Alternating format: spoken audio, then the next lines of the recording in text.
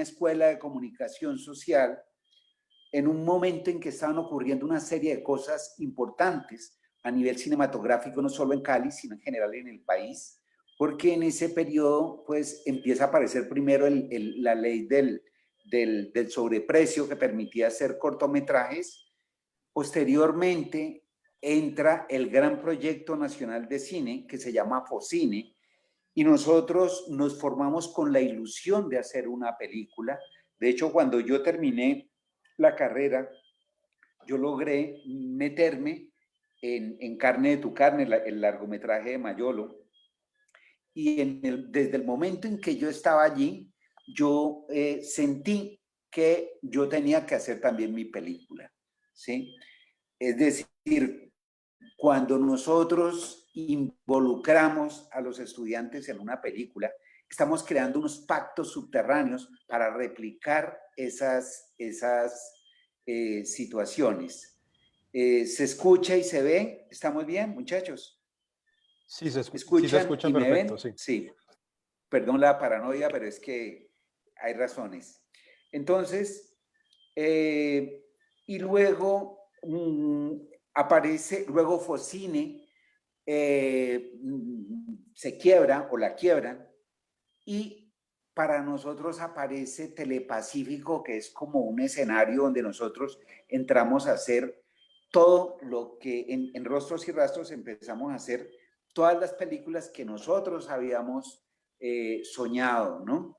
En ese proceso de hacer en televisión lo que nosotros imaginábamos que se debía hacer en cine, aparece en el año 97 una convocatoria, yo aplico y tengo la suerte de ganármela, pero me gano también, digamos que me gané un premio, pero el premio era un castigo, porque el dinero eran 100 millones de pesos, que era un dinero insignificante para hacer una película de época, pero además yo tenía, esta película o sea, esto es la tercera parte de un proyecto, porque yo quería hacer era algo como Érase una vez en América.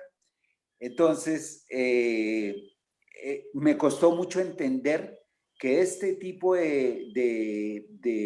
sea, que solo podía contar la tercera parte, porque luego entendí que si no tenía plata para hacer tres películas, que prácticamente iban a ser tres películas, la primera era en los años 30, cuando la ciudad se conformaba, era la infancia, luego la adolescencia, que era en el periodo de la violencia en Colombia, porque eso está relacionado con la biografía del Grillo, que era el personaje que originalmente creaba esta historia, y luego ya era como la madurez, ¿no? Como el periodo donde se consolida el bandido. Entonces, finalmente luego entendí que yo no tenía el músculo económico para hacerla, y finalmente nos inventamos un proyecto de ciudad. Involucramos, o sea, fue una cosa, una forma rara de hacer esta película. Y si ustedes miran, nosotros hicimos esta película éramos un grupo más o menos de 75 personas, la hicimos en 35. La película tuvo postproducción en París porque finalmente nos ganamos el Fonsiot. Entonces, esto nos obligaba a terminar la película en París, pero la película también, la postproducción la hicimos en Madrid, porque, digamos, la parte de sonido, aquí en Colombia en ese momento no habían condiciones para hacer una buena mezcla y un buen diseño de sonido. Entonces, se buscó el mecanismo de hacerla en Europa, de terminarla en Europa. Y pues digamos que este es el proyecto en la ciudad. Hacía 17 años, a pesar de toda la trayectoria que había en la ciudad, no se había hecho ni una película. Cuando se hace esta película, pues no es solo la primera película que se hace ese año, sino es de las primeras películas de ese periodo. Pero es importante aclarar que no existía en ese momento el FDC.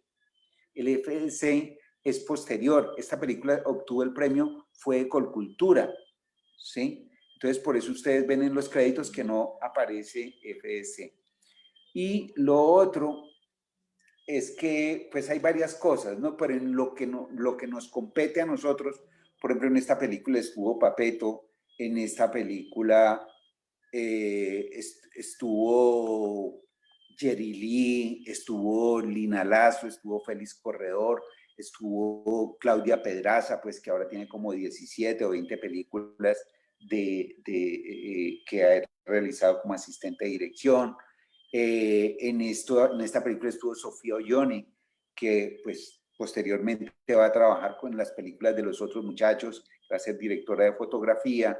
Juan Manuel Velázquez también estuvo en la primera fase, porque yo andaba con esta película o sea, tratando de conseguir recursos y pues hubo gente que estaba en el proceso, pero que no, pues, que no aguantó la espera, digamos, ¿no? O que resultaron otras cosas. Entonces, esta película fue una escuela para mí, fue una escuela para el taller, fue una escuela digamos que fue como el origen de todo un proceso que posteriormente se consolida y que es muy importante para todos, ¿sí? Y que nos demostró que en Cali podíamos hacer, que ustedes ven, es una primera película, y en medio de todas las carencias, porque nosotros, yo lo que había hecho eran rostros y rastros, o sea, lo que pasa es que cuando nosotros hacíamos documental pensábamos en ficción, y cuando hacemos ficción, como esta película, está pensada en función del documental, porque de hecho esta película fue un documental que fue imposible realizarlo. Entonces, esa relación entre ficción y documental está muy latente. De hecho, la película se plantea en San Nicolás, que es el barrio. Cuando yo tenía 8 años, mi familia se vino a vivir aquí a Cali y vivíamos en San Nicolás. Y yo conocí al Grillo porque él iba a una panadería y que era donde yo compraba el pan también. Entonces, digamos que era una persona, era un referente de infancia también, ¿sí? Pero posteriormente el Grillo termina siendo un personaje muy importante en la ciudad, casi que los dos entierros más importantes del siglo XX en Cali es el entierro de Jovita y el entierro del Grillo, ¿sí? Que es un entierro muy lindo porque es un entierro pues muy raro, ¿no? Además para la época que a él lo pasean pues de grill en grill, de discoteca en discoteca, porque él era dueño de discotecas, y yo estuve en el entierro, o sea, yo estaba en sexto de bachillerato en ese momento, estaba terminando el bachillerato y yo recuerdo que era un entierro inmenso, ¿sí? Pues con mucha participación.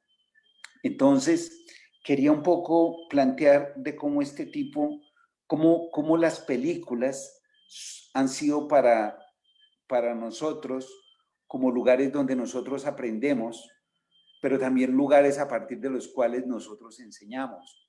Y de alguna manera, el gran orgullo que creo que podemos tener con esta película es que fue un escenario de aprendizaje para muchos de las personas que entran a ocupar diferentes roles y que seguimos en ese proceso, ¿no? Luchando por hacer películas porque son escenarios colectivos de aprendizaje que nos permiten tener casi que una relación de aprendizaje horizontal, porque nosotros en cada película también aprendemos, porque tenemos también como esa actitud humilde, o sea, de que esto estos proyectos en general, los proyectos que se han hecho en la universidad no han sido proyectos que se formulan desde la osadía de pretender pues saber muchas cosas, sino que cada película es un laboratorio, es un aprendizaje. Esta película no solo fue el inicio para los que trabajamos detrás de las cámaras, sino también, digamos, Marlon en ese momento, la primera película de ficción que filmó Marlon fue esta, ¿sí? O sea, esta película fue un origen importante para muchos. Y otra cosa con lo que quisiera cerrar esta presentación es que nosotros veníamos de una influencia muy fuerte de Jesús Martín, donde se planteaba un poco ese punto de vista de la cultura popular, de cómo a través de los medios podíamos lograr que no se contara la historia convencional desde los lugares convencionales, sino que podíamos contar la historia desde otros lugares, ¿sí? Y yo creo que esa es una de las cosas importantes que ocurre en Rostros y Rastros, porque finalmente la gran mayoría, es muy importante que la comunicación social, que es la segunda escuela del país, que se funda en comunicación social, que se haya filmado en Cali, pero no solo en Cali, sino en una universidad pública, porque eso permite que las personas que venimos de los sectores populares, que tengamos un espacio en la universidad, y eso permite que nosotros empecemos también como a contar pues los conflictos que hemos vivido o los personajes, digamos, que hemos conocido. Y el otro asunto es el melodrama, que es un elemento que trabaja Jesús como una alternativa. Y en esa misma perspectiva corresponden los géneros cinematográficos, porque los géneros cinematográficos constituyen apuestas de la cultura popular, ¿sí? Donde en mi caso, y bueno, y no solo es una postura personal, sino es una postura pues en la que hay muchos ejemplos en la historia del cine, donde los géneros son una alternativa para confrontar las instituciones, de alguna manera a través de estos géneros de la gran cultura popular, se puede ser más subversivo en un momento dado que de otra película que pretenda hacerlo explícitamente. Y una de las apuestas era un poco esta historia, ¿no? Que en últimas plantea esta pelea o esta pugna entre los gringos y los colombianos. Pero, y finalmente quienes se quedan quienes ponen los muertos son los colombianos, y quienes quedan vivos y con el billete finalmente son los gringos, ¿sí? Pero más allá de eso, es porque a través de esta que es una historia hecha conscientemente como una película de gángster, nosotros vemos que Tudor justamente planteaba que en este tipo de películas de género, esa subversión también se establece porque en una mesa puede estar sentado un policía, un periodista, un bandido, ¿sí? Un matón, digamos, un bandido, ¿sí? Y un personaje de la política.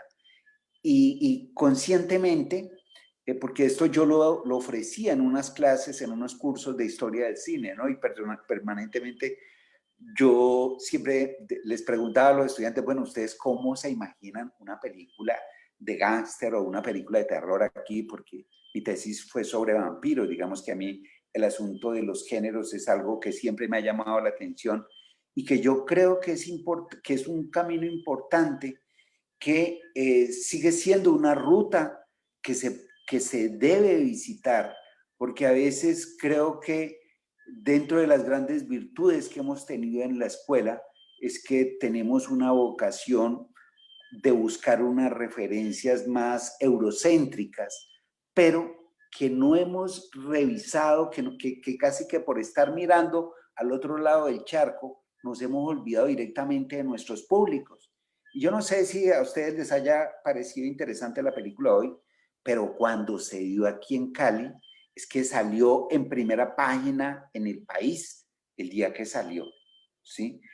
Es que nosotros lo inauguramos de manera inusual.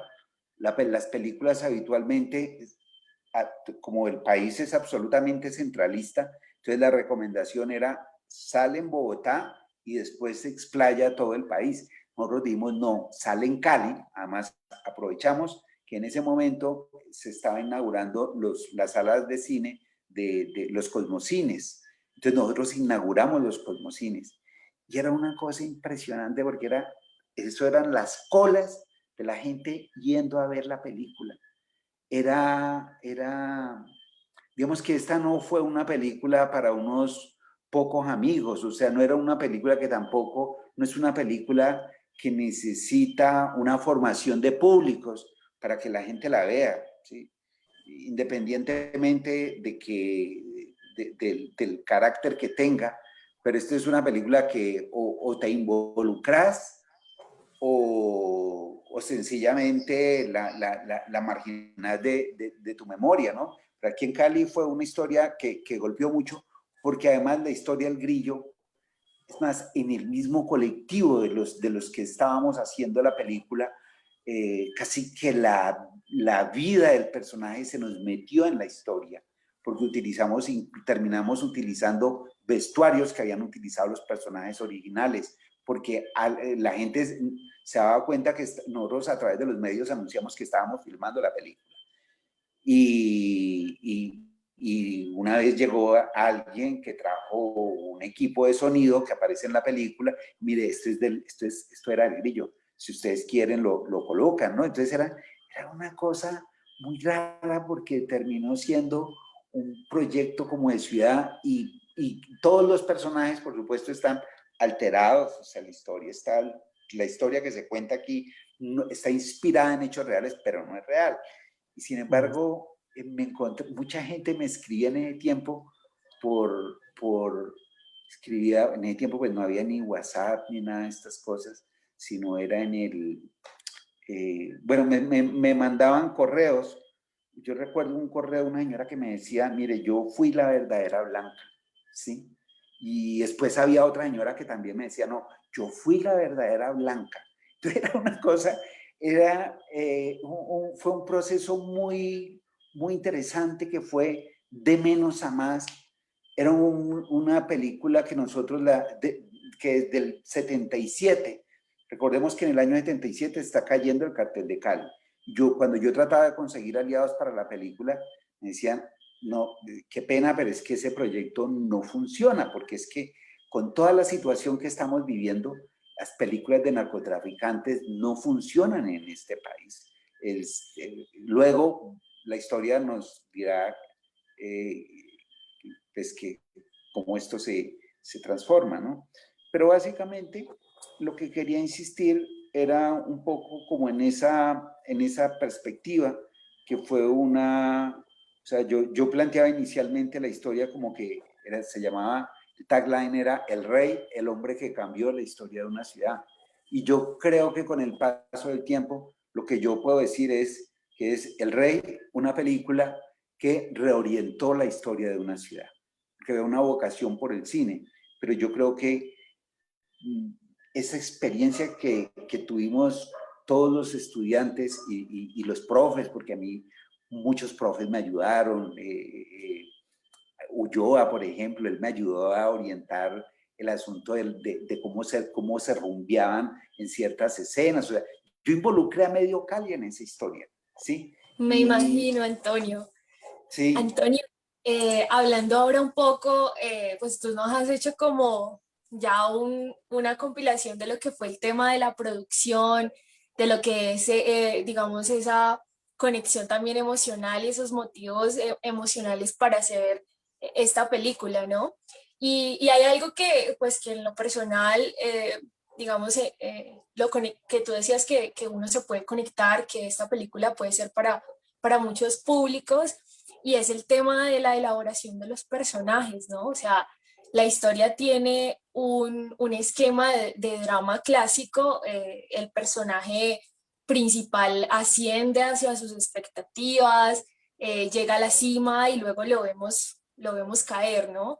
Pero en ese proceso no solamente vemos a Pedro, también vemos como personajes que atienden a un sistema como pues el policía corrupto, el traidor, un personaje cómico, pero digamos que no es como el personaje por el personaje, ¿no? O sea, uno siente como una cercanía hacia ellos y de alguna manera se vuelven entendibles, o sea, sus razones, sus motivaciones, por su ego, por sus inseguridades, sus dolores, sus problemas y pues por supuesto sus ambiciones, que esto es algo como característico en la película, y uno logra como ponerse en esa posición del personaje. Entonces, mi pregunta es, ¿cómo fue el proceso de elaboración de los personajes?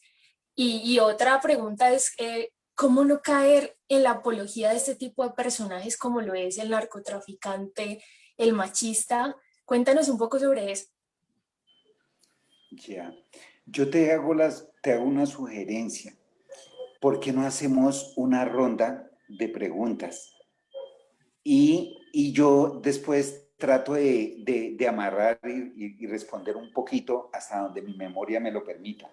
¿Sí? Dale, por acá ya nos van diciendo cuál nos han Dale. puesto por aquí. Yo Porque me parece tengo, muy chévere tu pregunta, me parece que es muy interesante y que a partir de ahí podemos, pero como yo me extiendo tanto, entonces también quiero hacer justicia para, no solo para que me escuchen, sino para escucharlos. Sí. yo tengo una Claro. pregunta y tiene que ver mucho con lo último que acabaste de decir. Eh, Al estar pensado como un documental, vemos que detrás de la película hay una investigación bastante sólida en cuanto a hechos históricos en concreto. Sin embargo, pues detrás de la producción hay elementos claramente nacidos desde la ficción, pues tal es el caso del protagonista, que en la película se llama Pedro Rey, pero es inspirado en cierta medida por el mito detrás de Jaime Caicedo.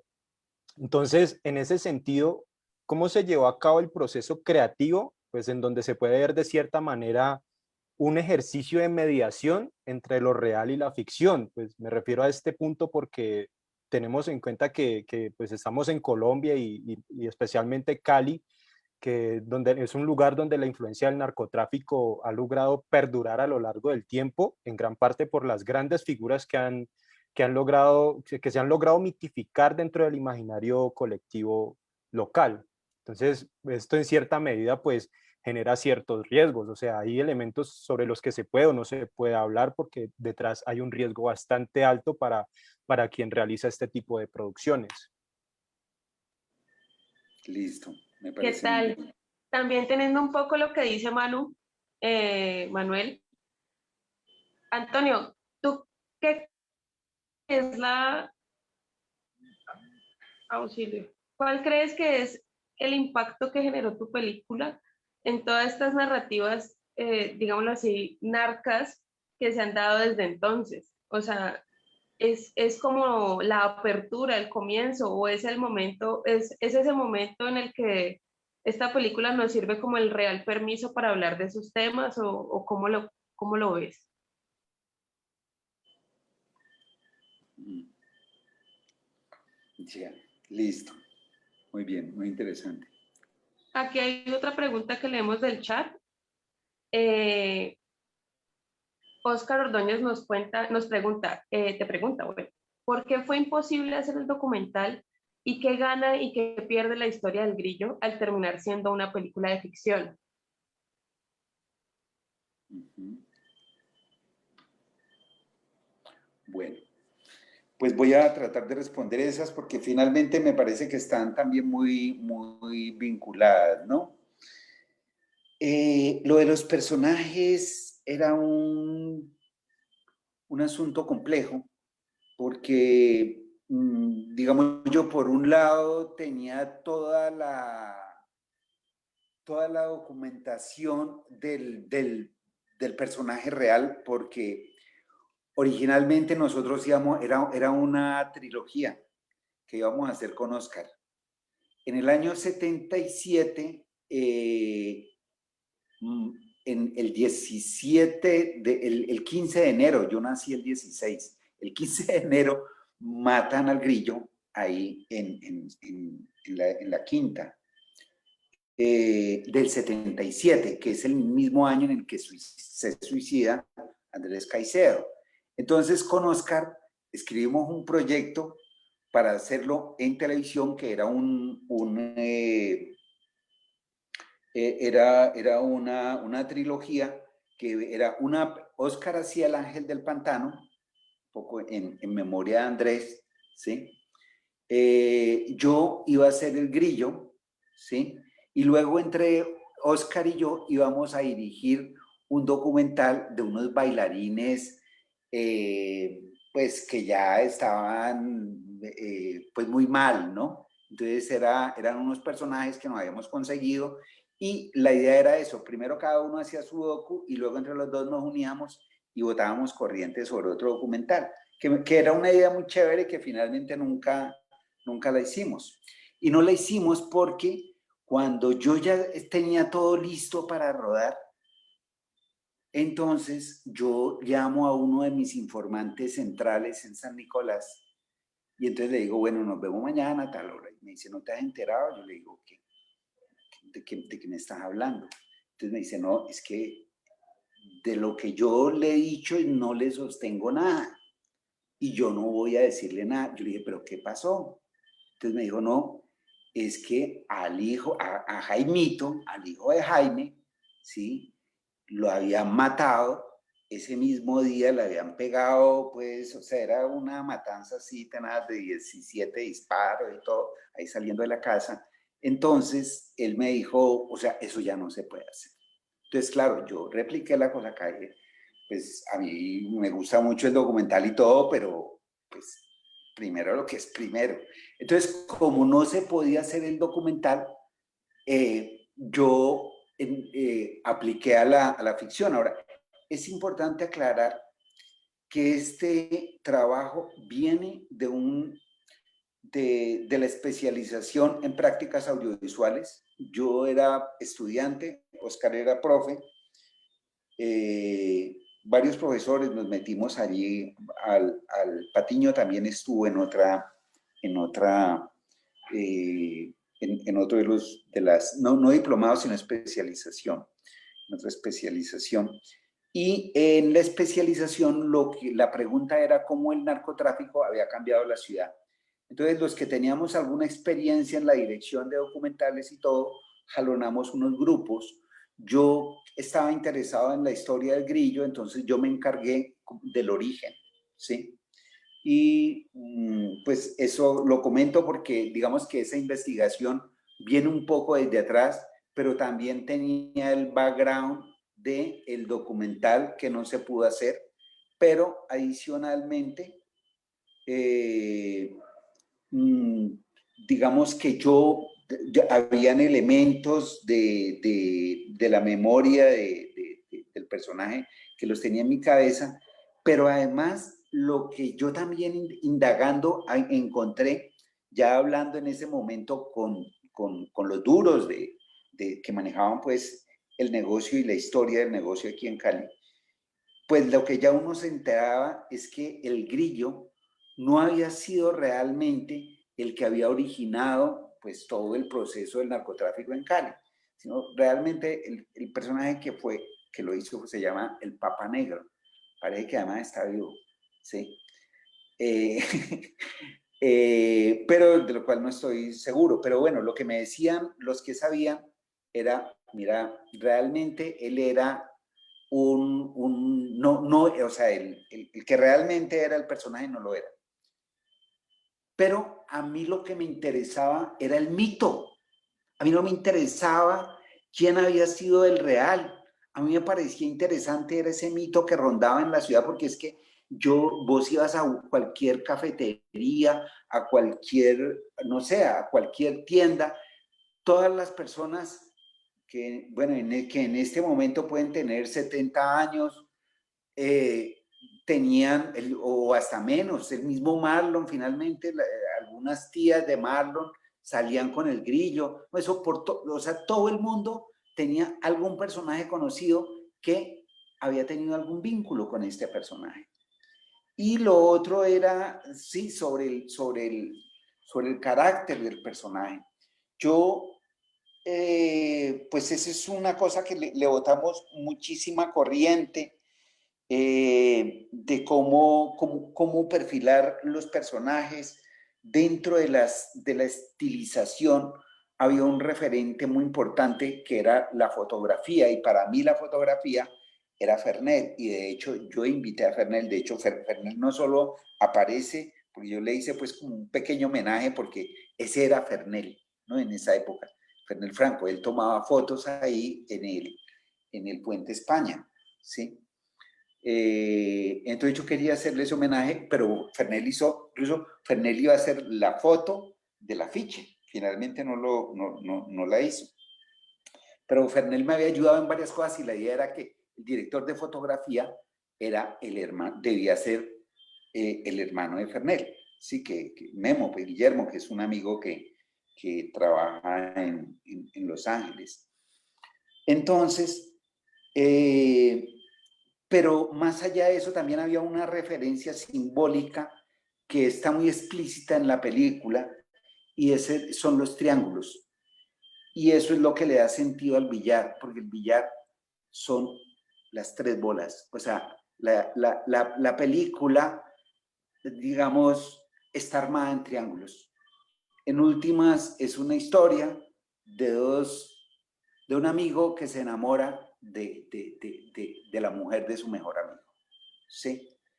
En el fondo hay, digamos, hay que hace parte de una situación que no solo aparece, que es un lugar común en la cultura de los seres humanos, que aparece en la literatura, que aparece en las canciones populares, que aparece en la vida cotidiana nuestra, ¿sí?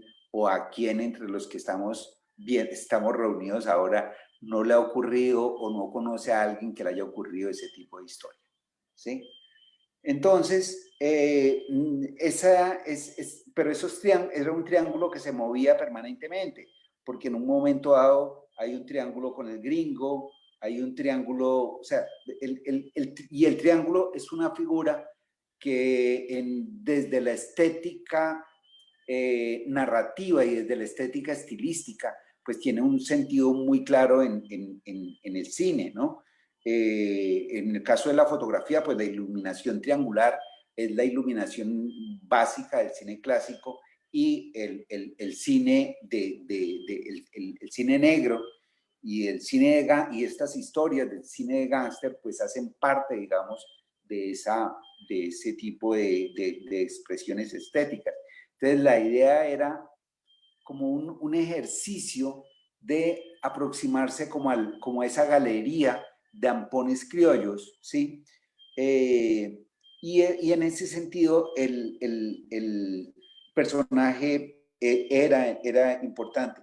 Entonces, por todo este asunto que nos ocurrió al comienzo, porque inicialmente el documental sí se iba a llamar El Grillo, pero luego de lo que nos ocurrió, pues entonces ya yo dije, bueno, no, pues si no se puede hacer el documental, y el documental era lindísimo porque yo había hecho unas indagaciones y era muy bonito, el mito era muy bonito.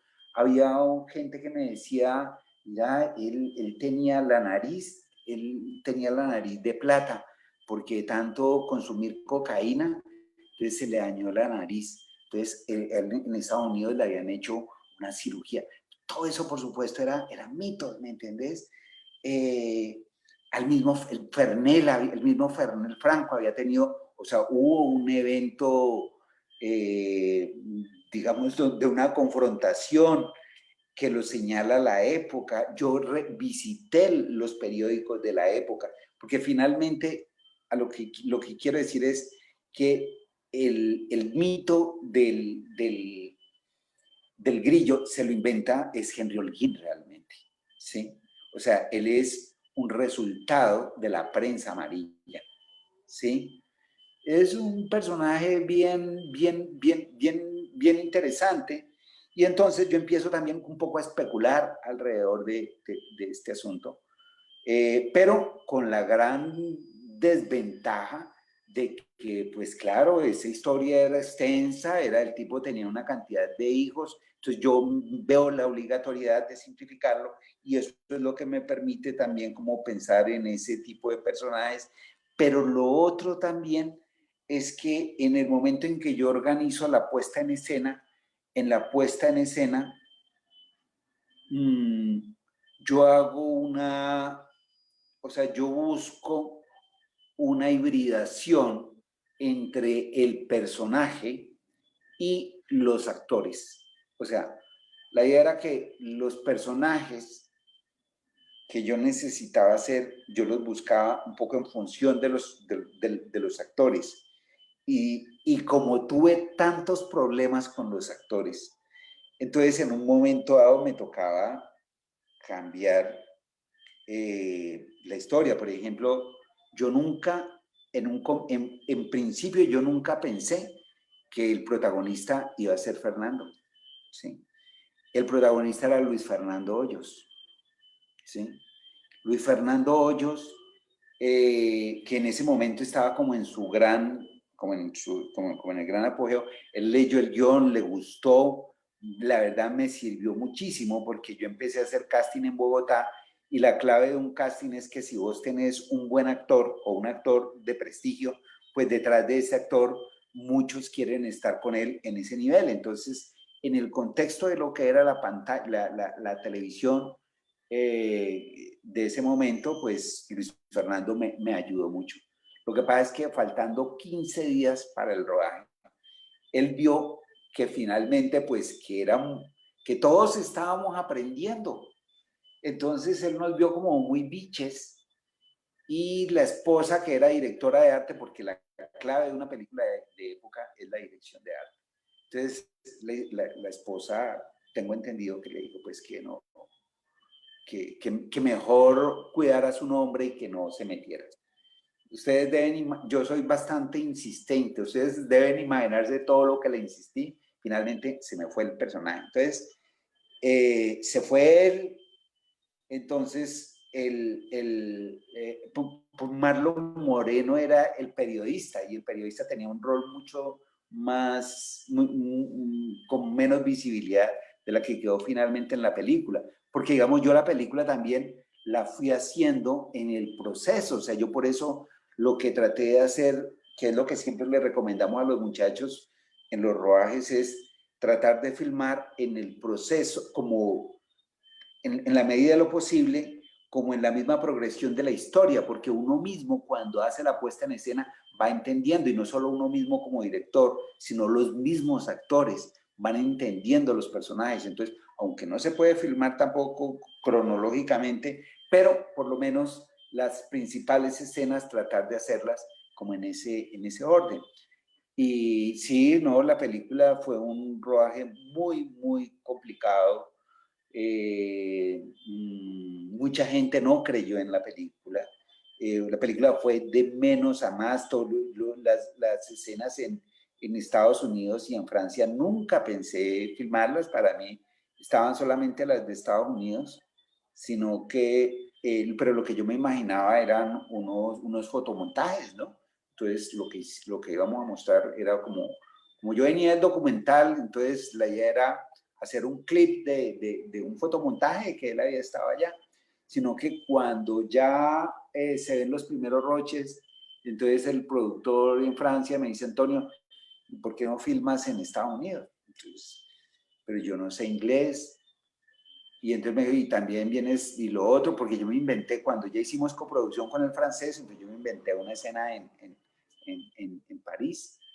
Tampoco conocía París, no había salido de Cali, digamos. Bueno, había ido al Perú y a Bolivia, pero hacia el norte, nada. Entonces, me fui a rodar a Nueva York y a París. Y fue una experiencia buenísima, ¿no? Buenísima, no en el sentido del paseo, porque cuando uno está trabajando no se goza tanto los paseos, quizá uno se lo goza más después. Pero digamos, son cosas, con eso lo que quiero decirles es que la película fue yendo de menos a más. Cuando yo la preedité en la casa, porque casi todo ese trabajo se hizo, o sea, el centro de producción era mi casa, por fortuna yo tenía una casa bastante grande, ¿sí? Y bueno, luego nos pasamos pues a otros lugares, a la licorera, que definitivamente nos ayudó muchísimo. Esa película fue clave porque la hicimos en la sede de la antigua licorera, que es una sede maravillosa, pues, y para nosotros era como una especie de estudio. Entonces, fue un proyecto muy, muy ambicioso. Estoy revisando un poco otras preguntas.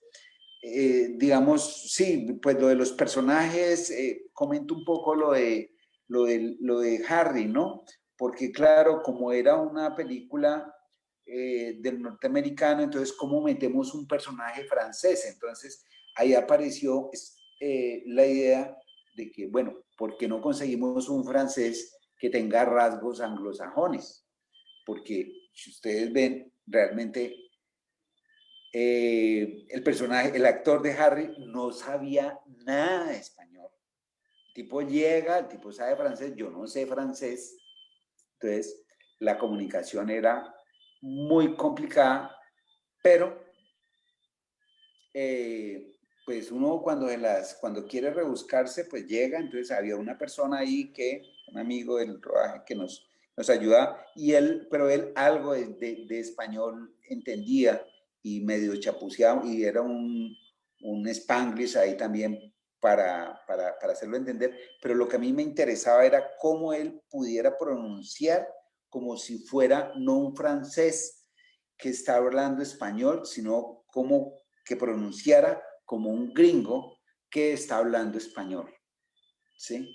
Entonces, eso fue un proceso ahí complejo con él. Y fue muy interesante, ¿no? Porque yo creo que la gente, si uno le dice después, bueno, no, es que el francés no sabía nada de español y después un personaje anglosajón. Entonces, lo de los personajes, pues como te digo, a medida que se fueron derrumbando, que se me derrumbó el gran protagonista, eso era muy interesante porque yo recuerdo con el flaco, nosotros, entonces empezamos a cambiar de roles, a bajar de roles. El flaco era un personaje menor, entonces el flaco fue subiendo. Finalmente, a última hora yo dije, bueno, pero ¿y por qué no? Porque además había una cosa que me gustaba del flaco, por un lado la complicidad que teníamos, y por otro lado que había una cosa que decían las mujeres del Grillo, que el Grillo, claro que era un poco más rubio, ¿no? Y yo quería, o sea, esa sombra del realismo siempre me afectaba. Pero había una cosa muy bonita que decían las mujeres, decían, es que él era un feo gustador. Y eso me pareció, yo decía, el flaco no tiene como el estereotipo que quizá en ese sentido era más cercano por Luis Fernando, ¿no? Que era digamos, un personaje que tenía más empatía con el público, era más simpático, no era rubio, pero tenía un tono que era más cercano al personaje. Entonces, pero cuando lo veo por este lado, digo, no, vamos, flaco. Y no, bien, además yo fui entendiendo la película poco a poco.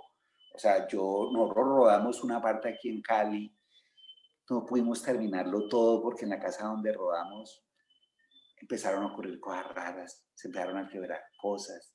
Entonces yo, que no, o sea, que no cedo fácilmente, me tocó decir, paramos.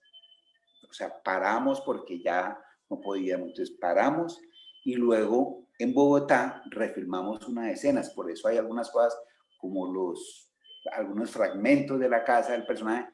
Lo de la piscina, por ejemplo, se rodó como a las 3 de la mañana en las afueras de Bogotá, con un frío ni el berraco.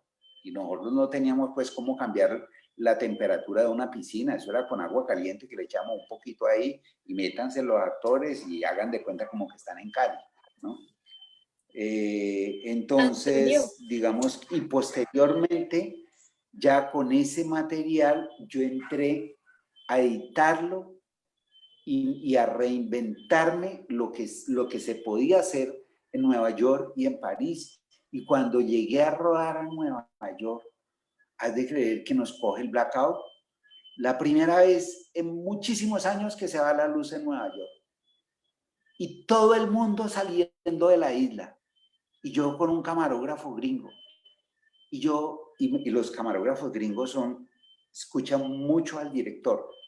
Entonces, camarógrafo gringo, yo le decía, el tipo me decía, usted está loco, hay que salir, todo el mundo está saliendo de la isla. No, yo no puedo irme sin mis planos porque tenía que filmar esos planos. Yo no necesito gente, yo necesito rascacielos. Sí, y así hicimos un poco esa película en medio siempre como de las adversidades. Y el otro asunto, pues nada, yo creo que ya más o menos lo de la narrativa del narco, pues digamos que yo soy consciente, yo parto de esta película como un ejercicio consciente de la historia de Gánster. O sea, de hecho, yo venía de trabajar, mi tesis había sido sobre la historia del vampiro en el cine. Entonces, yo quería probar que esas historias que de la universalidad del género, eso se podía hacer en Colombia y que eso podía funcionar bien. El asunto era cómo darle, o sea, yo creía que uno de los elementos claves era conseguir que ese ethos del personaje local pudiera insuflarle vida a esos personajes para que se vieran como personajes locales, ¿no? Yo le aposté mucho a eso, incluso a Cristina, Cristina Omaña, la protagonista, ¿sí? Ella pues había trabajado en Bogotá, pero ella creo que es de Ibagué, entonces nosotros la trajimos acá como 15 días para que hablara como caleña, para que indagara sobre el personaje, ¿no? O sea, nosotros hicimos todo un trabajo de familiarización, de buscar un acento local en personajes que pues, digamos, para nosotros era clave que la película, o sea, que la gente la viera.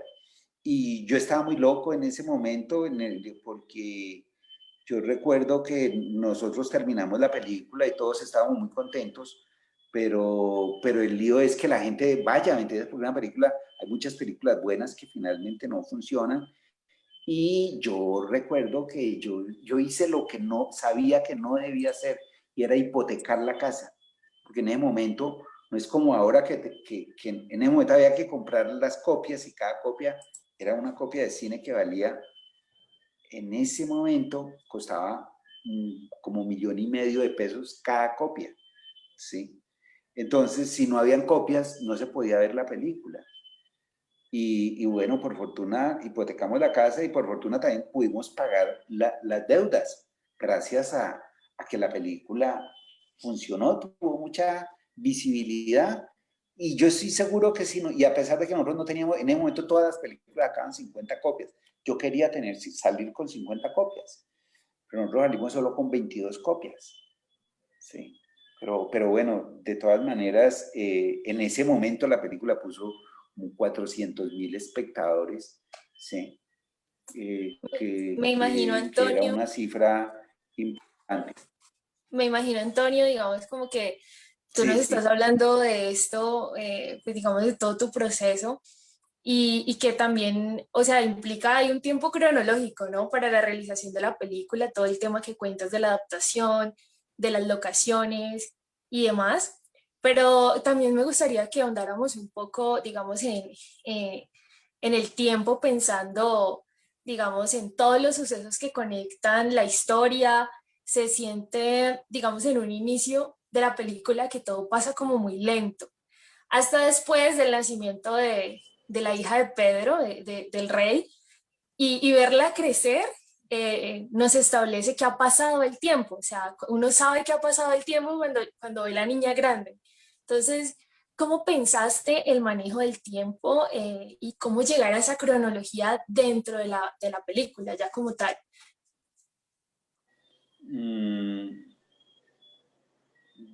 el tema del tiempo es complejo porque, como te decía, yo también tenía la prehistoria de los personajes, la tenía en mi cabeza, porque la película contaba la historia de la infancia, de la adolescencia, y ya esta historia que se estaba viviendo en ese momento, pues nosotros teníamos, yo hacía un ejercicio con los actores que era un poco la biografía de ellos. Cuando empezamos a organizar la película, hubo muchas cosas que no se hicieron, ¿no? Hubo una cosa importantísima que era muy, muy bonita la película, muy bonito en el guión, y era que era un homenaje al teatro, porque todo ocurría en torno al teatro, porque realmente todo el mundo del personaje de la época ocurría en torno al cine, porque y tenía una frase que decía algo así como que en el cine había sido donde habían aprendido a soñar, donde habían aprendido a enamorar, donde habían aprendido a besar y donde habían aprendido a matar, ¿sí? Porque el cine era todo, ¿no? Y él en el local compraba porque compraba un proyector que se lo habían robado a un gringo, entonces él proyectaba películas en su casa, proyectaba películas de bandidos.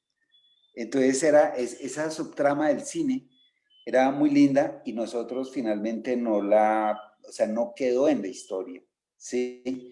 Y el teatro San Nicolás, o sea, el barrio San Nicolás, sin el teatro San Nicolás, para mí era como que, bueno, como que yo sentía pues que le faltaba media película porque además eso era como un homenaje al cine también, ¿no? Era un poco también como una forma de proyectar uno su cinefilia. Entonces, el manejo de los tiempos también, en parte, la película empezamos a filmarla con tal preciosismo, entre comillas, o sea que la idea era, nosotros podemos estar mal por fuera de cuadro, pero dentro de cuadro todo tiene que quedar perfecto. Entonces nos llevó a que nos demoramos mucho en los planos, pero todo estaba quedando bien. Entonces, ¿qué hacía yo? Por la noche, desesperado, tumbe escenas, buscando que la historia se entendiera. La historia tenía más juego. Si ustedes miran, por ejemplo, el guión que lo publicó, yo les puedo hacer llegar un guión y si quieren ustedes lo rifan entre los que asistieron hoy. Yo les puedo dar un ejemplar, ¿sí? Sí, claro, Y en el Antonio. guión, por ejemplo, ¿cómo? Sí, por favor, nos interesa mucho. Listo.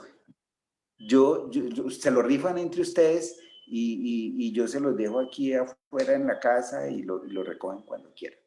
Entonces, la historia tenía tres finales, porque era esta, que era la que aparece en la película, ¿sí? Que es, o sea, que era una versión, pero el periodista tiene otra versión, ¿sí? Y la esposa tiene otra versión.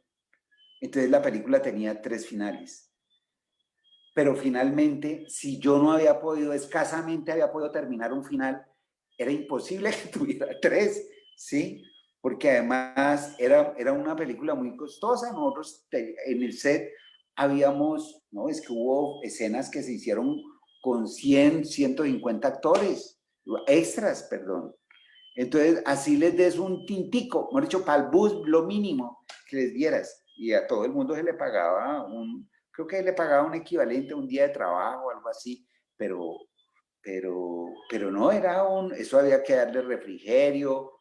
Mejor dicho, todas las presiones que uno tiene en un rodaje las tuvimos en esta peli.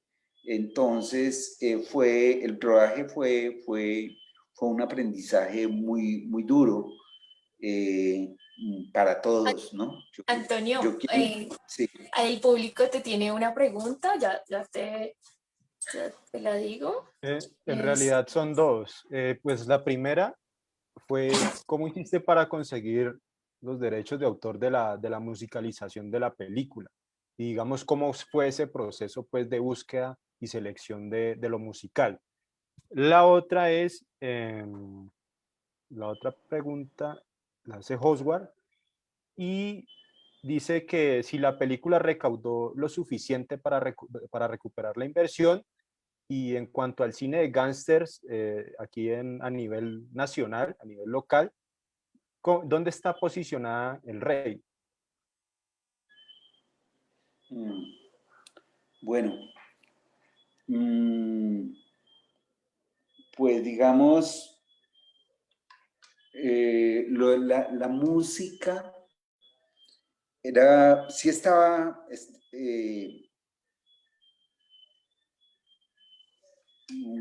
para mí la música era clave en la narración de toda la historia, ¿no? En ese momento ya era complicado, o sea, ya desde el mismo guión, la película llamaba El Rey, terminaba con una canción que debía ser Pero sigo siendo el rey, que era la canción que le gustaba al personaje en la vida real y que era perfecto y que para una película, yo recuerdo cuando yo buscaba apoyo, terminaba a veces con un comentario como que eh, eh, con dinero, sin dinero, hago siempre lo que quiero. No, pero había una parte que era, hemos dicho, como que finalmente nuestro destino es rodar y rodar, ¿no? Porque era eso, o sea, era la rodábamos o la rodábamos. Y el solo derecho de esa película, de esa canción de Luis Alfredo Jiménez, yo recuerdo que en México nos cobraban en ese momento como $8,500, ¿sí? Y que era un dinero grandísimo para nosotros. Entonces, después tuvimos otro problema con una canción que además la filmamos, así que es cuando ellos se casan, ellos le cantan Que iban los novios, porque era la canción que se acostumbraba a bailar, digamos, en la época. Y yo cometí el error de grabarla. De la canción final, sí, lo que hicimos fue hablar con unos mariachis y los mariachis se encargaron de componer esta canción, ¿sí? Entonces, digamos que eso fue lo que es, pero las otras canciones coincidió que hablamos con un señor que tenía los derechos, Fondo Musical aparece ahí en la película. Ellos eran los dueños de varias canciones, entonces yo les dije, bueno, ¿cuáles son las canciones que tienen más baratas? O sea, lo que está así, lo que está muy barato, porque ya en ese momento habían canciones, como les digo, imposibles. Entonces, con ese repertorio de las canciones baratas, yo me aseguré de que podíamos tener esas versiones y esas fueron las versiones que usamos. Y fue un trabajo complicado porque uno ve ya las cosas hechas y le parece pues como que todo tan sencillo, pero es siempre, o sea, cada vez el tema de los derechos de la música es muy, muy complicado, sobre todo porque nosotros en ese momento yo quería, o sea, para mí el elemento temporal también era muy importante a nivel de la evocación y es que yo quería que estuviera Viejo Farol, porque además era una canción que yo había escuchado en mi, pues cuando yo era pelado, la escuchaba y es una canción de barrio. Y no me imaginaba otra versión sino esa, ¿no? Entonces, porque me parecía que también esa evocación de la película, esas atmósferas estaban propiciadas por esas auralidades, por esas historias de esos sonidos que están en todos los espectadores. Y creo que eso fue muy importante para la película. Lo otro es que una cosa es ver las películas en la pantalla de un computador, pero es que esta película se proyectó en 35, es que el color, o sea, la verdad, la calidad, el look de la película estaba muy bien y eso también ayuda, pero con lo de las canciones hay algo que es tan importante como las canciones y es el diseño sonoro. No sé si ustedes recuerdan incluso cómo empieza, porque yo ese trabajo del diseño sonoro fue un trabajo importantísimo. Cuando yo llegué con la película a, a la sala de edición, me dijo, yo logré en España vincularme a un grupo de amigos que trabajaban con Amenábar. Entonces, el músico, el montajista de Amenábar, Nacho Rollo, me dijo, Antonio, la película, con la gente que vas a trabajar el sonido, te puede mejorar por ahí un 40% de lo que estás viendo, de lo que estamos viendo de la edición en video. O sea, de la versión que uno veía en el computador, un poco lo que ustedes vieron. O sea, porque la fuerza del sonido se consigue en el diseño sonoro y en la mezcla. Y en ese sentido, la película es muy potente. Y la experiencia de verla en sala responde a ese trabajo que se hizo. Digamos que uno ve la película, sí, pues finalmente, yo tampoco quiero justificar que la película sea más allá de lo que ustedes vieron, la película es lo que vieron, pero emocionalmente en una sala con buen sonido, por supuesto que lo involucra más a uno. Entonces, eso en cuanto a la música. ¿Cuál era como el otro elemento? Perdón que me perdí. Ya te digo. La hace Hosworth, dice, la película recaudó lo suficiente para recuperar la inversión Sí, en sí, cuanto al cine gánster del país donde está Parada del Rey. Son dos ahí ya. preguntas. Mira, pues la película en ese momento no era la película más taquillera, pero sí fue, pues claro, es que no se hacían películas. Es que ese año, es que después ya entran a hacerse muchas películas, ¿no le parece que toda la vida era así? No, el año pasado no sabían, o sea, hacía como, te digo, aquí en Cali hacía 17 años no se había filmado una película. Entonces aquí en Cali le fue muy bien, en Bogotá le fue muy bien. Digamos que nosotros entramos con muchas deudas y no solo nosotros, sino los aliados. Entonces finalmente, claro, la película por fortuna funcionó bastante bien y permitió también empujar el Amores Peligrosos, que es la película que hacemos después y que no tiene, o sea, que ya entra como en un problema también de, de, de la programación, porque ese es el lío con las películas, que uno no se puede equivocar. Comento brevemente lo de Amores Peligrosos. Amores Peligrosos, Cine Colombia la venía aplazando. Y cuando la programan justo en un momento en que hay un partido del Mundial de Fútbol de la selección. Y el fútbol definitivamente golpea, golpea pues, las audiencias. Y lo otro es que justo en ese momento Cine Colombia estaba cambiando su conducta frente a las películas en la sala. O sea, esa película entró con 64 copias, muy ambiciosa, y a pesar de que estaba entre las primeras, 8 películas, a la semana siguiente pasó a tener 6 copias. Entonces, digamos que esa película con la que nosotros pensábamos, digamos, tener como un músculo para seguir produciendo, pues en lugar de permitir dar más recursos, finalmente termina siendo un descalabro, digamos, económico.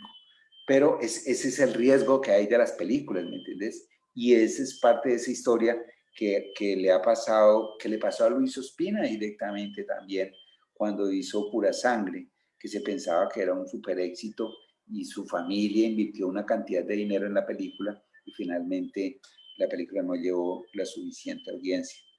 Entonces, eso por un lado, lo de los recursos. ¿Cuál era el tercer punto, el último punto?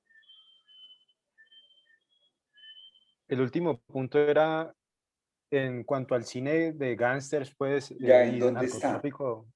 Pues mira que hay hay como dos trabajos que se han hecho sobre el cine negro en Colombia, y ahí está reseñada, ¿sí? La película ha sido, digamos, ponderada en su momento, fue muy bien ponderada aquí en Colombia, ¿sí? Y fue bien ponderada en los dos escenarios. O sea, bueno, El Rey fue la primera película colombiana que estuvo nominada a los premios Goya como mejor película extranjera. O sea, la primera película. Mucha gente dice, no, yo exhibí mi película en España, pero es que la exhibieron una vez o la exhibieron en una sala. No, o sea, esta película se exhibió, entonces, tuvo un lanzamiento importante en España, o sea, como te digo, fue de las 4 películas finalistas, no ganamos, ¿cierto? Pero digamos que empezamos como a abrir ese camino. Aquí en Cali, pues como te digo, para mucha gente, aquí en Colombia se estrenó en el año 2004. Y si miras en la prensa del año 2004, 2005, 2006, era interesante porque el país hacía unos sondeos de cuáles eran como los eventos con los cuales la gente identificaba más la ciudad, y de una manera extraña El Rey siempre aparecía como una película que la gente, con la que la gente se sentía reconocida, ¿no? Sí, pero yo creo que la mayor importancia que tiene la película es porque es en el taller de audiovisuales, porque creo que la película nos permite unirnos, y yo realmente hago esa película por todo el jaleo, bueno, por la obsesión que alguien tiene que tener, pues una actitud así obsesiva para hacer las cosas en medio de las dificultades, pero más allá de eso, la película se hace con estudiantes, prioritariamente con estudiantes y egresados de la escuela, ¿sí?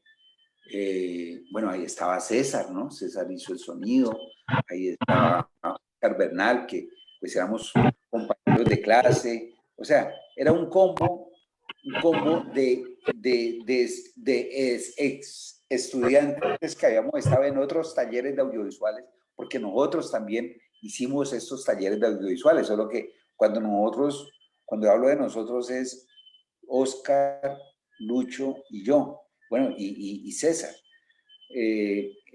Cuando nosotros pensamos en el taller, es un poco como hacer el taller que nosotros hubiéramos querido que nos hubieran dado, ¿no? Y seguimos como en ese proceso. Entonces a mí me parece que el gran detonante de estos procesos, porque además de estos procesos es el taller, y realmente si ustedes miran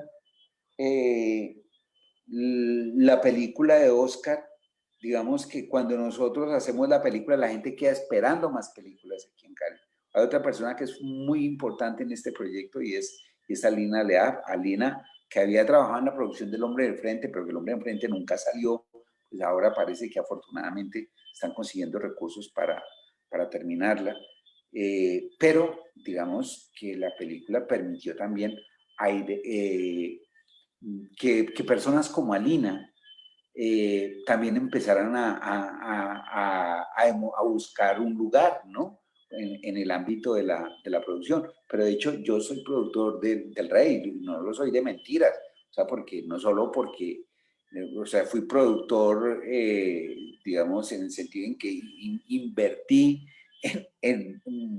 hasta mi casa en la película, pero más allá de eso, porque pues sí, yo conseguí los aliados, la financiación, o sea, porque no, pero es una cosa también que en medio del deseo de hacer algo uno empieza a activar la pasión y la ilusión por hacer las cosas de la mejor manera, ¿no? Entonces yo sí creo que esto es como un logro de la escuela, como un logro o sea, como un escenario de aprendizaje que yo creo que ayudó a que empezáramos a jalar entre todos como esa barca de esa ilusión de hacer cine aquí en Cali. Sí. O sea, creo que el lugar, las cosas tienen su lugar dependiendo también el lugar que se les asigna, ¿no? Yo ya, desde ya estoy pensando en el 2024, se van a cumplir 20 años, lo pensé hacer para los 15, en el 19, pero estaba en otras cosas. Pero sí pienso sacar como un libro de lo que compile un poco esa experiencia, porque me parece que ha sido una experiencia valiosa, ¿no? Y que tiene no solo por un valor simbólico, sino porque apoyó, digamos, unos oficios en un taller que yo siento que es bastante horizontal, donde los profesores no trabajamos desde la arrogancia de los directores o de los que saben más, sino que trabajamos desde nuestro lugar como cómplices de los proyectos. Claro, Antonio, o sea, creo que eso es clave para nosotros, más como estudiantes de comunicación, tener, digamos, como poder la oportunidad de escuchar un referente como tú, un docente como tú, que es algo más cercano y que nos dice como que sí es posible hacer cine, sí es posible hacer un buen cine y con las herramientas que tenemos y también como el apoyo de ustedes como docentes. Muchas gracias por compartir con nosotros hoy, por compartirnos desde tu experiencia. Y por otra parte, por ahí dejaron en los comentarios y también a nivel personal, que si nos puedes rotar el guión por correo, donde lo recogemos, y ya eso como para ir cerrando. No, el guión no lo tengo en PDF. Tengo es un ejemplar del libro que publicaron y yo se lo regalo y ustedes verán si lo escanean o lo que sea, pero yo lo que puedo Claro, regalarles es de un una. ejemplar y lo pueden rifar. Yo lo puedo escanear, Vale, vale. no hay ningún problema. Antonio, mil gracias, en serio, Muchas de verdad gracias. apreciamos mucho tu aporte y tu contribución, tanto al cine como a nosotros, pues, los estudiantes que en algún momento pensamos en realizar nuestra propia producción, así que mil gracias, Antonio, de verdad. Oh, gracias a Bueno, ustedes por Sí, muchas escuchar gracias. y yo quisiera insistir en que esa herencia que tenemos en la escuela que la sembró Jesús, que es trabajar desde la cultura popular, en torno a la cultura popular.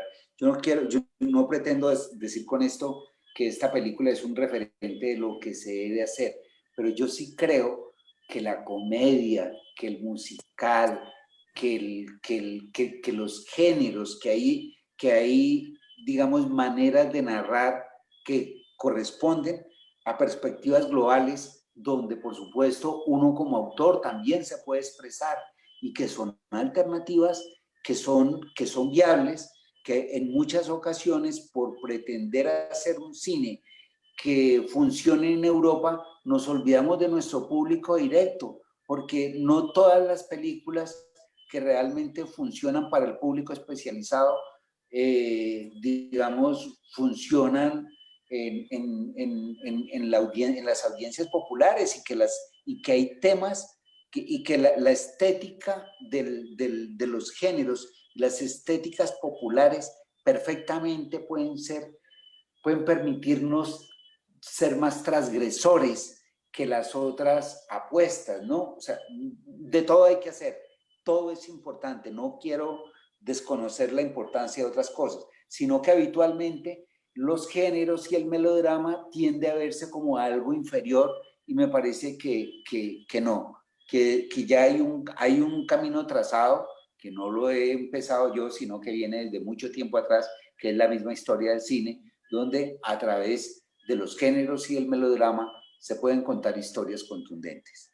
Bueno, muchachos, pues no, bueno, muchísimas Muchas gracias de gracias, nuevo. profe. bueno, antes de Gracias, despedirnos, profe. muchas gracias a todas y a todos los que asistieron. Los invitamos a la próxima proyección. Se llama Yo Soy Otro. Es una película del 2008 de Oscar Campo.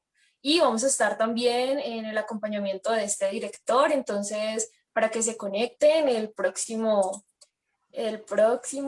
miércoles, Miércoles. que cae 24, ¿vale? Entonces, nada, chao, gracias a todos. Hasta Bueno, luego, Chao, muchas gracias para chao. todos. Muchas Gracias por gracias. acompañarnos. Gracias de Gracias, nuevo, profe. Antonio. Gracias, gracias. muchachos, que sigan. Muchas gracias, profe.